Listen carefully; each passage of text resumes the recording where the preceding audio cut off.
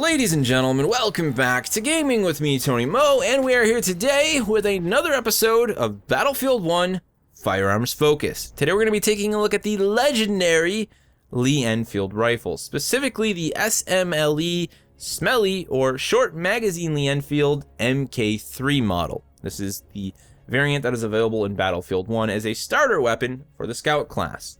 Now, the original Lee Enfield would become the British Army's standard rifle in multiple forms after its adoption in 1895 all the way up until 1957, and it would inspire rifles even beyond that. It was essentially a redesign of their previously adopted Lee Metford rifle. Now, the name Lee Enfield came from the designer of the rifle's bolt system, one James Paris Lee, as well as the factory in which it was designed, the Royal Small Arms Factory located in Enfield, London.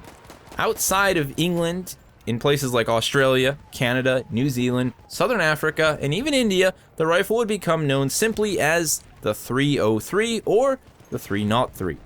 Now, we need to talk a little bit more about Mr. James Paris Lee, because he also has one possibly greater contribution to modern small arms development. He would actually invent a spring-loaded column feed magazine system for centerfire rifles. That's right.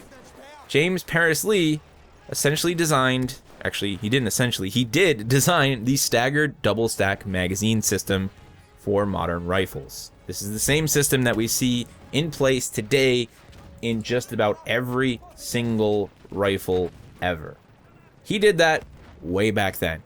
Pretty spectacular. This would allow the Enfield to have a 10-round magazine, by the way, that could be loaded by 5-round chargers or stripper clips through the top of the weapon's receiver. Now, during its service in World War I, the MK3 would be found to be too complicated and too expensive to manufacture. So, it would be upgraded from the MK3 to the MK3 Asterix. Let me make it very clear, guys. If you really want to dive into Lee Enfield history, you could spend an entire weekend, possibly multiple weekends, really digging deep. And I mean hours upon hours upon hours. There are so many variations, so many different modifications, so many different, this person manufactured this, and this company manufactured this version, and this was manufactured for this purpose, and there's a short barrel and a heavy barrel. The list just goes on and on and on. It probably is one of the most varied rifle designs in the history of rifles. It's absolutely incredible. So I've just handpicked a few things that I found to be very interesting about the SMLE MK3 Asterix variant, and we're also going to talk a little bit more about the Lee Enfield and other rifles essentially that it inspired as time went on. So back to the MK3 Asterix. This new model would delete the MK3's previous magazine cutoff system. They would modify the sight and make a few other changes to make the rifle, I guess what they would call better, also more affordable to manufacture. Now, the magazine cutoff was an interesting system, and I was really intrigued when I started researching this. It was basically a plate that the soldier could push in or pull out that would block off the magazine, preventing a round from being pushed up by the magazine springs and chambered when the bolt was pulled back and pushed forward. In that situation where the magazine cutoff was engaged, an operator would have to hand load a new round after each shot. The idea was to prevent soldiers from wasting ammunition. So they had this wonderful piece of technology designed by James Paris Lee, but, the side effect of that was, oh great, now we have 10-round magazines and, our men can just start shooting all day long. We need to have some sort of a control over that. There had to be a lot of politics behind this decision. Obviously, the wasting of ammunition and supplies was a very big concern during World War I. So, commanding officers could essentially order their soldiers to disable the cutoff whenever they felt rapid fire was necessary. It was removed because many people at that point in time felt it was futile. That was, I guess, the general consensus, that it either didn't need to be there because there was enough, training going on with the soldiers that it wasn't really a concern at that point in time, or maybe the fact that people just weren't going to listen. I mean, this wasn't something that was on lock and key, There's nothing to really let the commanding officer know that the guy 3,000 meters down the line with no one standing near him, 16 feet deep in mud, has decided to disable his because there's a group of soldiers rushing him. So I don't know. It was actually eventually reinstated, and then of course it would be removed, and not something that you really see on modern weapons anymore, at least not on modern bolt action weapons. Now, as I mentioned earlier, the Lee Enfield would see many, many variations over its existence, over the years, over the decades. It would see a huge variety of applications, from standard infantry riflemen to sniper applications. Some would be converted to 22 rimfire for training and competition. Some were used for display, made into dummy weapons. It was used in World War I, World War II, Korea, Vietnam. The Australian forces used it, the Canadian forces used it. Pretty much every military force on the planet at one point in time throughout history employed some version of the Lee Enfield rifle. Crazy. Absolutely crazy.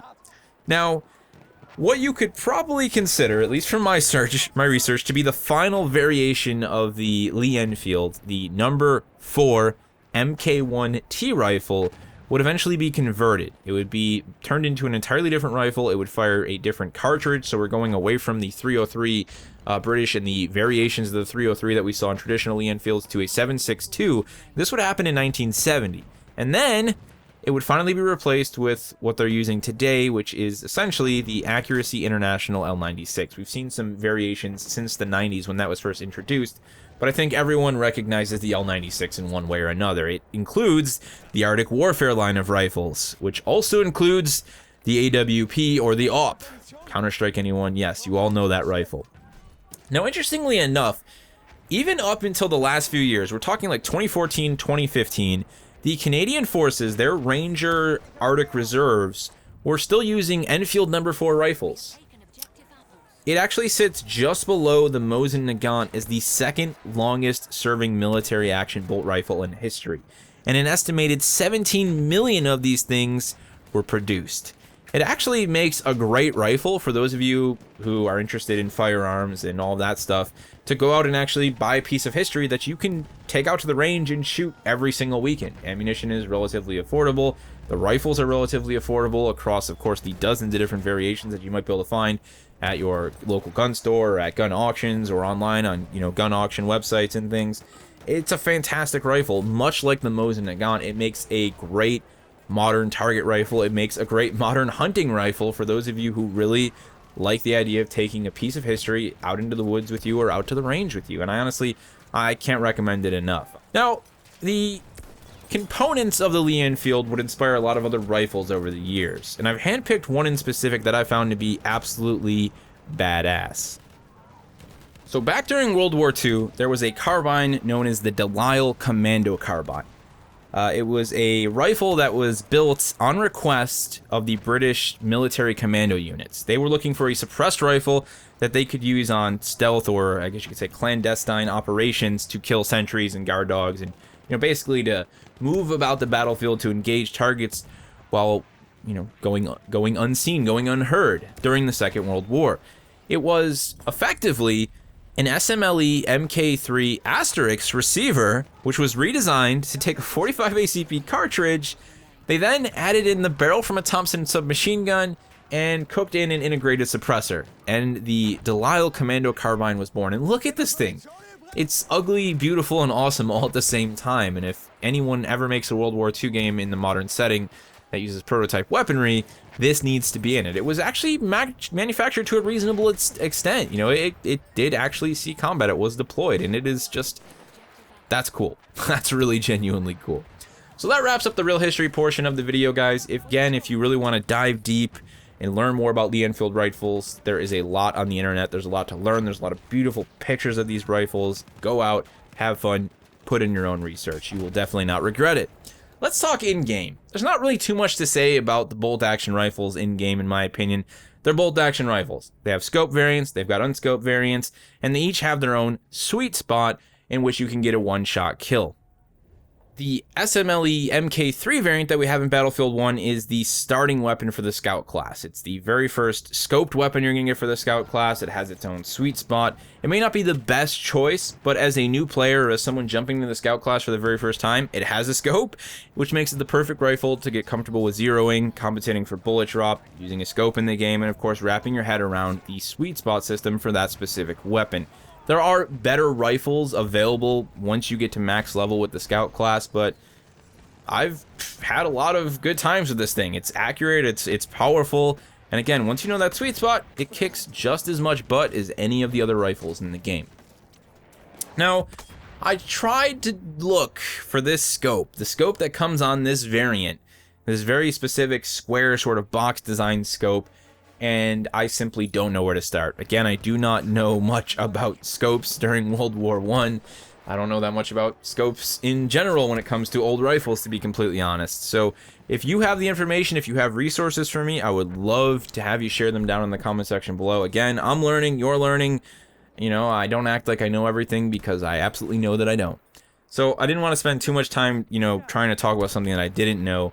At the end of the day, most of the Lee Enfield rifles would be handed to infantrymen and riflemen. You know, they would have iron sight and, you know, iron optical variants essentially that were set up for long range or short range.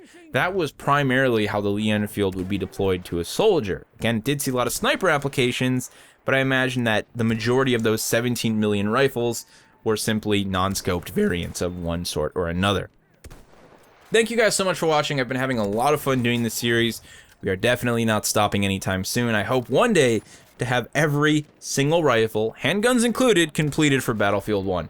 That's a task that might take me a very long time, but it's one that I'm going to have a hell of a lot of fun finishing anyways. Any other questions for me? Any fun facts or information you'd love to share about the Lee Enfield rifle throughout its history, regardless of what variant? Feel free to do so down in the comment section below, and I will see you in the next one.